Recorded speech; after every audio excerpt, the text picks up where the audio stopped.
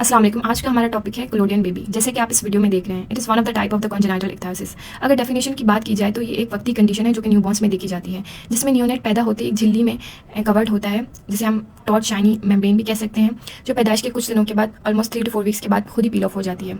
Initially in बच्चों में हमें एक्ट्रोपिन और एक्लेबियम मिलता है। एक्ट्रोपिन जिसमें आँख के अंदर का हिस्सा बाहर की तरफ मुड़ जाता है, और एक्लेबियम जिसमें होंठ के अंदर का हिस्सा बाहर की तरफ मुड़ जाता है।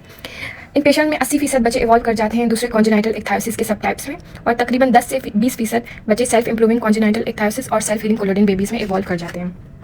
वंस स्किन प्रॉपर्ली जब पील ऑफ हो जाती है, तब हम इसके क्लिनिकल कोर्स का अंदाज़ा लगा सकते हैं। आइदर अगर इरिथमा और स्केलिंग परसिस्ट करता है तो probably this patient will go into the another congenital ichthyosis subtypes. अगर स्किन प्रॉपर्ली क्लियर हो जाती है तो this patient will go into the self healing collodion baby face और into the self improving congenital इक्थायोसिस।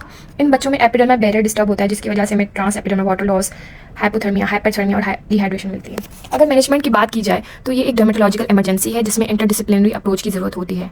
Units को ICU में रखा जाता है विद हाई ह्यूमिडिटी एनवायरनमेंट, और we have to maintain the body temperature of the patient. We have to apply occlusive emollients. We can also prescribe systematic retinoids. Biologic for the symptomatic treatment, जैसे आई के लिए eye drops, ointment suggest कर सकते हैं for the purpose of the lubrication. Topical retinoids and acetylcysteine और HF fillers भी हम प्रिस्क्राइब कर सकते हैं। इक्थायोसिस के पेशेंट में कांस्टेंट डिस्क्वेमेशन की वजह से एक्सटर्नल एयर प्लगिंग और इन्फेक्शन हो सकता है, therefore follow up from the ENT specialist is necessary in this patients. Scalp desquamation भी एक कॉमन इशू पाया जाता है इन पेशेंट्स में। For that we can also remove the scales mechanically through combs and brushes. For pruritus, we have to apply topical emollients. Antihistamines are not useful in this patient because itching due to the epidermal barrier disturbance की वजह से होती है, not due to the histamines. We have to give nutritional support. In case of any secondary bacterial infection, we have to treat accordingly. And last, we have to provide genetic counseling and psychological support to the patient and their family.